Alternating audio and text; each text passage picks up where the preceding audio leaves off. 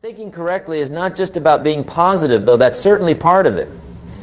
Thinking correctly is about understanding the fundamental principles that govern success and failure, wealth and poverty, happiness and misery. It's about recognizing the difference between facts and opinions, between what is and what can be, between the way things are and the way things can become, if we apply the right kind of thinking to our lives. You see, everything begins with a thought. Every fortune, every disaster, every relationship, every achievement, every failure, it all starts in the mind. The quality of your thinking determines the quality of your life. If you want to change your life, you must first change the way you think. If you want different results, you must think different thoughts. If you want to achieve extraordinary things, you must learn to think in extraordinary ways. But here's what most people don't understand. Thinking is a skill, just like playing the piano or learning to drive a car. And like any skill, it can be developed, improved, and mastered. The tragedy is that most people never invest the time to develop this most crucial skill. They spend years learning their profession, but they never spend a single day learning how to think correctly about their profession. They study how to make money, but they never study how to think about money in a way that attracts it rather than repels it. Let me tell you about the first principle of correct thinking. You must think in terms of cause and effect. Everything in life operates according to the law of cause and effect. For every effect in your life, there is a cause. For every result you're getting, there are actions you're taking or not taking. For every condition you find yourself in, there are thoughts you've been thinking and decisions you've been making. Most people think backwards. They look at their current results and try to explain them by their circumstances. They say, I'm broke because the economy is bad, or I can't succeed because I don't have the right education, or I can't be happy because of what happened to me in the past. This is backwards thinking, and it will keep you trapped in mediocrity forever. Correct thinking says this: I am broke because of the financial decisions I have made and continue to make. If I want to change my financial situation, I must change my thinking about money and my actions with money. Correct thinking says, I haven't achieved the success I want because I haven't developed the skills, the discipline, and the habits that success requires. If I want different results, I must become a different person. This is the difference between people who succeed and people who struggle. Successful people take responsibility for their results. They understand that they are the cause of their life, not the effect of their circumstances. They don't blame the government, the economy, the upbringing, or their bad luck. They look in the mirror and say, if my life is going to change, I must change. If things are going to get better, I must get better. If I want more, I must become more. Now, the second principle of correct thinking is this: you must think in terms of possibilities rather than limitations. Most people have been trained to think about what they can't do, what they don't have, and what's not possible for them. They've been programmed to see obstacles instead of opportunities, problems instead of possibilities. But here's what I've learned in my years of studying successful people. They all share one common trait. They think in terms of what's possible rather than what's impossible. They see opportunities where others see obstacles. They see solutions where others see problems. They see potential where others see limitations. Let me give you an example. When most people look at a business opportunity, the first thing they think about is what could go wrong. They think about the competition, the risks, the possibility of failure. They think about all the reasons why it might not work. And because they focus on these negative possibilities, they either don't take action at all, or they take action with so much doubt and fear that they sabotage their own success. But successful people think differently. When they look at a business opportunity, they think about what could go right. They think about the potential rewards, the possibilities for growth, the ways it could succeed. They don't ignore the risks, but they don't dwell on them either. They acknowledge the challenges and then focus their energy on finding ways to overcome them. This difference in thinking creates dramatically different results. The person who thinks about what could go wrong attracts exactly what they're thinking about. The person who thinks about what could go right positions themselves to take advantage of opportunities that others miss. Now, let me share with you the third principle of correct thinking. You must think about solutions rather than problems. This might sound simple, but it's profound in its implications. Most people are problem-focused. When something goes wrong, they spend their time and energy talking about the problem, analyzing the problem, complaining about the problem, and assigning blame for the problem. But successful people are solution-focused. When they encounter a problem, they ask themselves, how can I solve this? What can I learn from this? How can I use this challenge to become stronger, smarter, or more capable? They understand that problems are not roadblocks, they're stepping stones. Every problem contains the seed of an equivalent or greater benefit if you think about it correctly. Let me tell you something that changed my life. The quality of questions you ask determines the quality of answers you get. If you ask, why does this always happen to me, you'll get answers that make you feel like a victim. If you ask, how can I prevent this from happening again, you'll get answers that make you stronger and wiser. If you ask, what's wrong with people, you'll find plenty of evidence to support your negative view. If you ask, how can I better serve people, you'll discover opportunities to create value and build relationships. Your brain is like a computer. It will work tirelessly to answer whatever questions you program into it. The problem is, most people are asking the wrong questions. They're asking questions that focus on what they don't want rather than what they do want. They're asking questions that make them feel powerless rather than empowered. This brings me to the fourth principle of correct thinking. You must think about what you want rather than what you don't want. This principle is so important, yet it's violated by most people every single day. They spend their time thinking about their debts instead of their wealth, their problems instead of their goals, their fears instead of their dreams. But here's what I've discovered. Whatever you focus on expands. If you focus on your problems, you'll get more problems. If you focus on your debts, you'll attract more debt. If you focus on what's wrong with your life, you'll find more things to be wrong. But if you focus on your goals, you'll find ways to achieve them. If you focus on opportunities, you'll attract more opportunities. If you focus on what's good in your life, you'll find more reasons to be grateful. The mind is like a garden. Whatever seeds you plant are the ones that will grow. If you plant seeds of doubt, fear, and negativity, that's what will flourish in your life. But if you plant seeds of faith, hope, and possibility, those are the qualities that will manifest in your experience. Most people don't understand this principle because they've never been taught to pay attention to their thoughts. They let their minds wander wherever they want to go, thinking whatever thoughts happen to pop up. They don't realize that their thoughts are creating their reality, shaping their future, and determining their destiny. But once you understand this principle, you can take control of your thinking and therefore your life. You can choose to think thoughts that serve you rather than thoughts that sabotage you. You can focus on what you want to create rather than what you want to avoid. You can direct your mental energy toward your goals rather than your fears. Now let me share the fifth principle of correct thinking. You must think long-term rather than short-term. This is perhaps one of the most critical distinctions between successful people and unsuccessful people. Unsuccessful people think in terms of immediate gratification. They make decisions based on what feels good right now rather than what will be good for them in the future.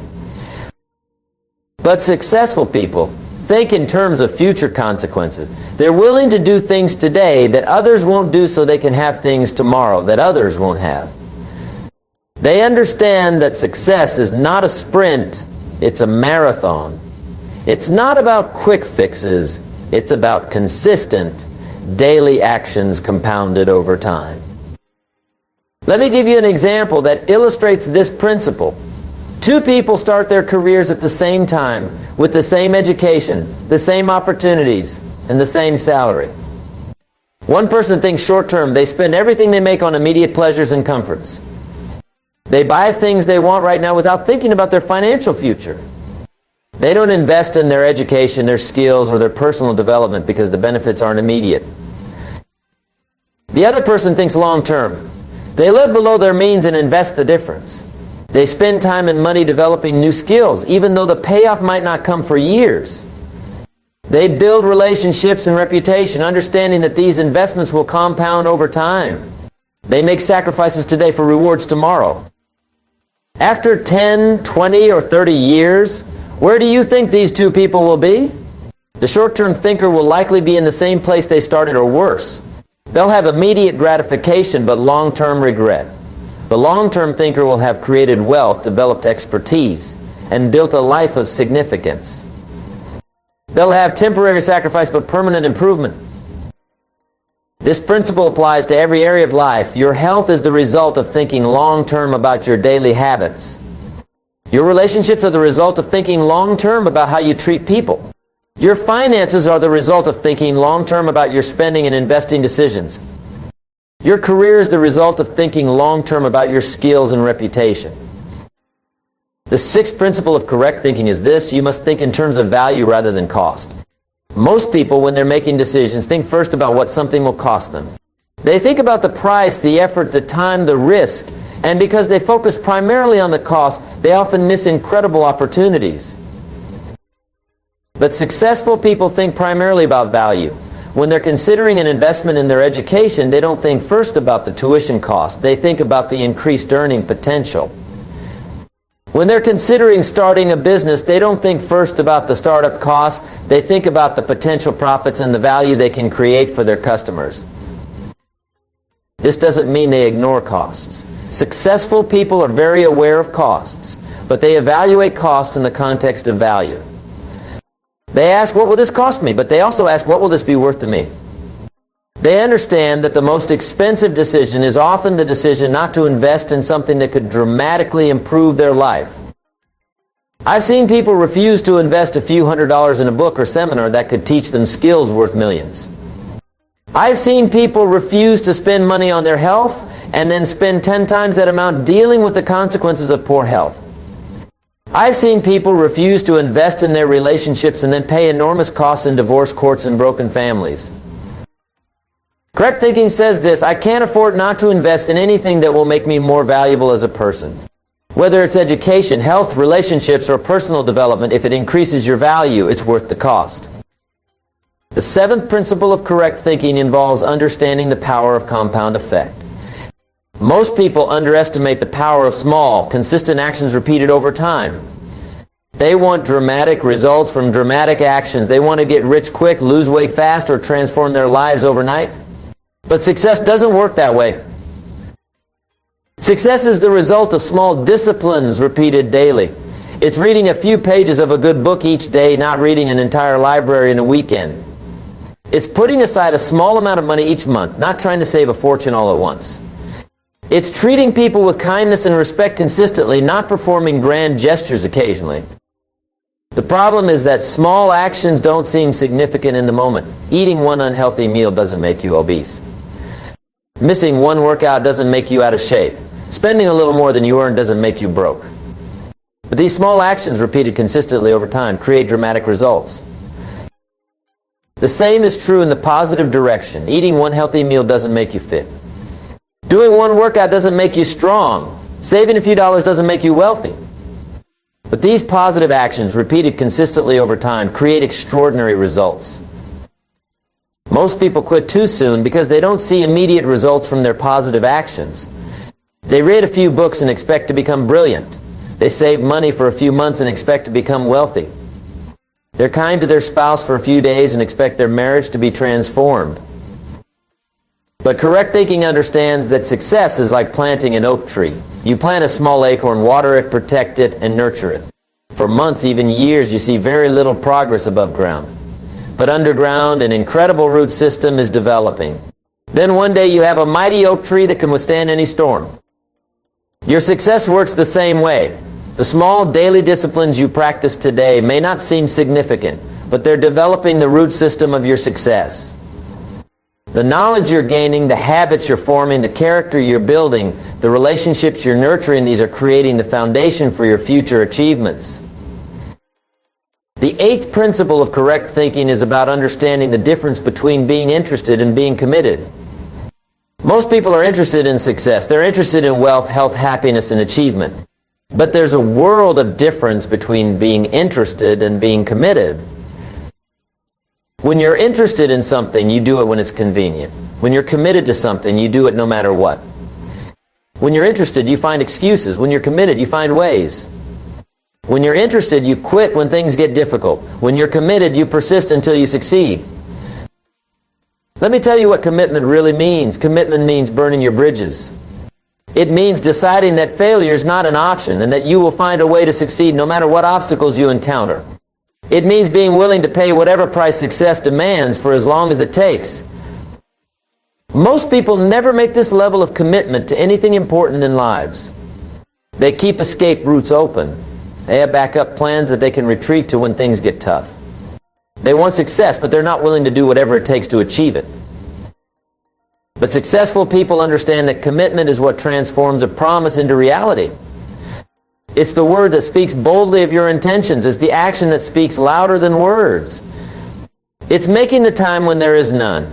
It's coming through time after time after time, year after year after year.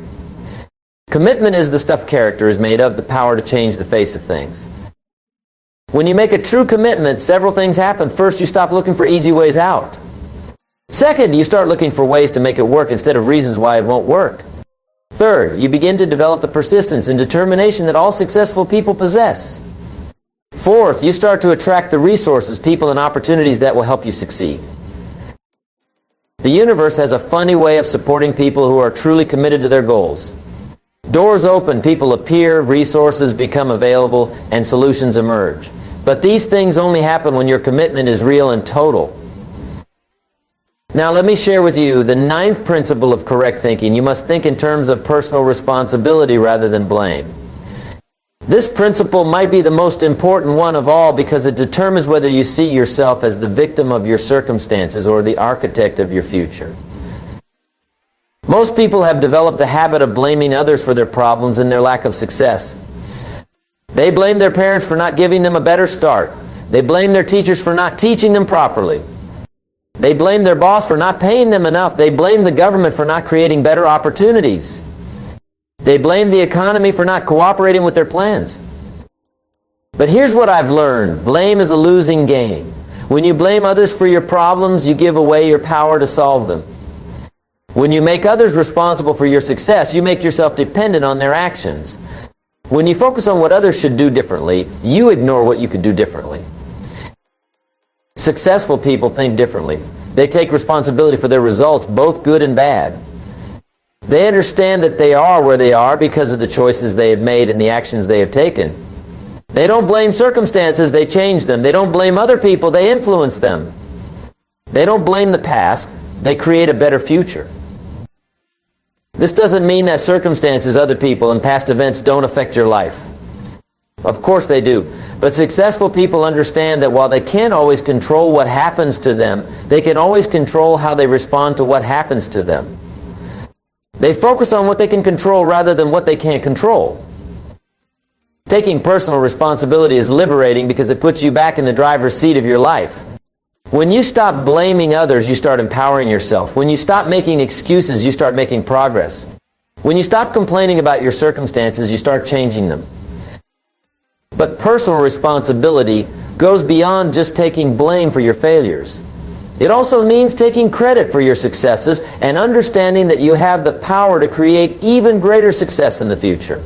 It means recognizing that your thoughts, decisions, and actions are the primary factors that determine your results. The 10th principle of correct thinking involves understanding the importance of association. The people you spend time with have an enormous influence on your thinking and therefore on your life. You become like the people you associate with. You adopt their attitudes, their beliefs, their habits, and their standards. If you spend time with people who complain constantly, you'll develop the habit of complaining. If you spend time with people who make excuses, you'll start making excuses. If you spend time with people who have many dreams and low expectations, your dreams and expectations will shrink to match theirs. But if you spend time with positive, successful, achievement-oriented people, you'll develop positive, successful, achievement-oriented thinking. You'll raise your standards, expand your vision, and develop habits and attitudes that lead to success. Most people don't pay attention to this principle. They let association happen by accident rather than by design. They spend time with whoever happens to be convenient rather than with people who will challenge them to grow and improve. But successful people are very careful about their associations. They seek out people who are already where they want to be. They find mentors who can teach them and peers who can challenge them. They limit their time with negative, energy-draining people and maximize their time with positive, inspiring people. This doesn't mean you should be unkind to anyone or that you should abandon people who need your help. But it does mean you should be strategic about where you invest your time and emotional energy. Remember, you only have so much time and energy, and how you invest these precious resources will largely determine your future. The 11th principle of correct thinking is about developing a growth mindset rather than a fixed mindset. People with a fixed mindset believe that their abilities, intelligence, and talents are fixed traits that cannot be significantly developed. They think they're either good at something or they're not, smart or not smart, talented or not talented. But people with a growth mindset believe that their abilities can be developed through dedication, hard work, and learning from failure.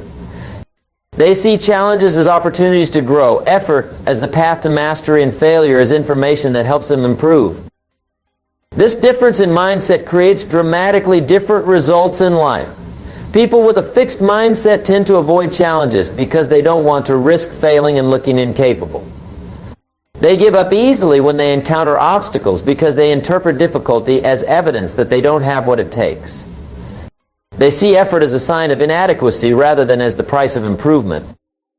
People with a growth mindset embrace challenges because they see them as opportunities to learn and improve.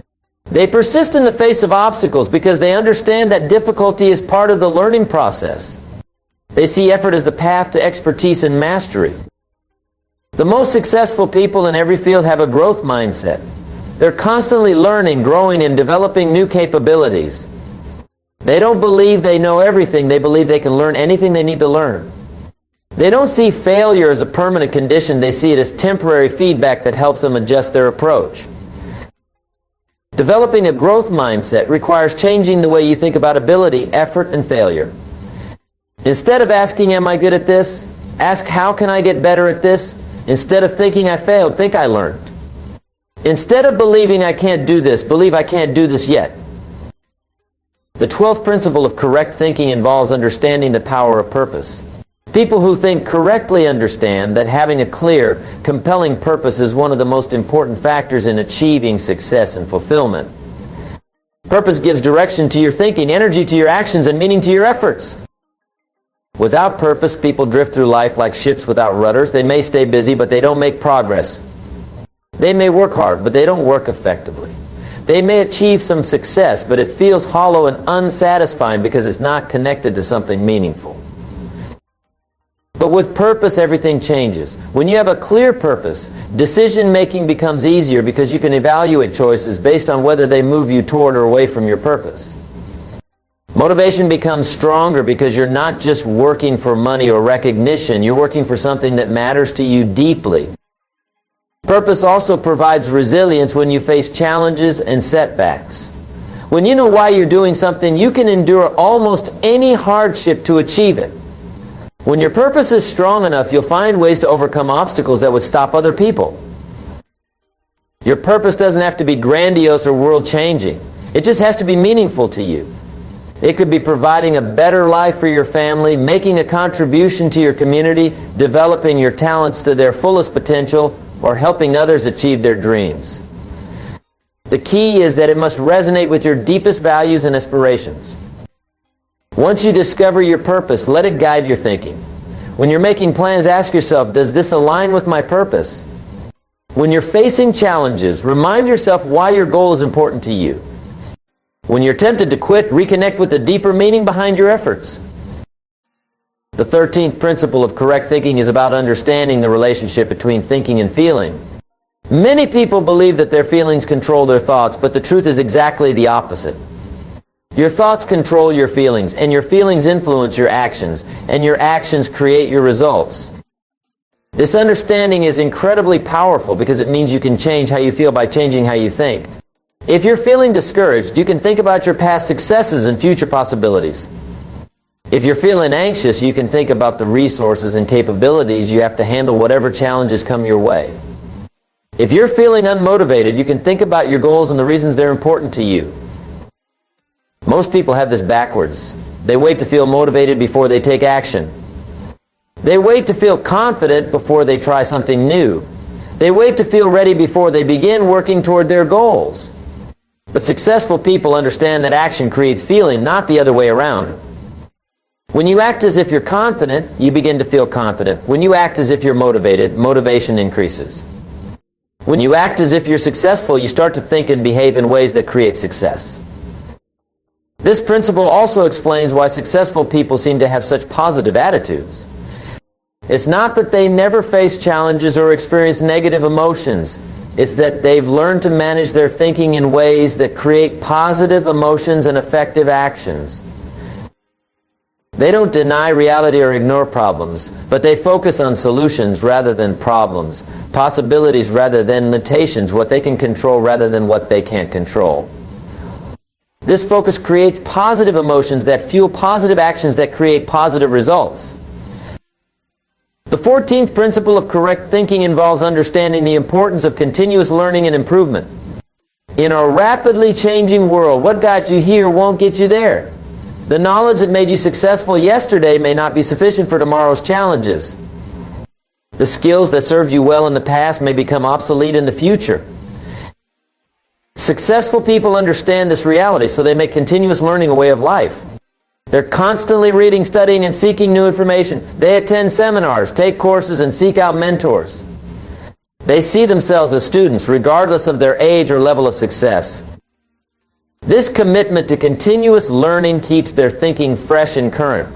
It exposes them to new ideas, new perspectives, and new possibilities.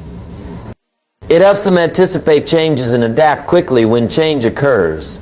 It ensures that they continue to grow and improve throughout their lives. But continuous learning is not just about acquiring information. It's about developing wisdom, the ability to apply knowledge effectively. It's about learning from your experiences, both positive and negative. It's about understanding yourself better, understanding others better, and understanding the world better. The people who succeed in the long term are not necessarily the smartest people or the most talented people. They're the people who never stop learning, never stop growing, and never stop improving. They understand that in the game of life, you're either growing or you're dying.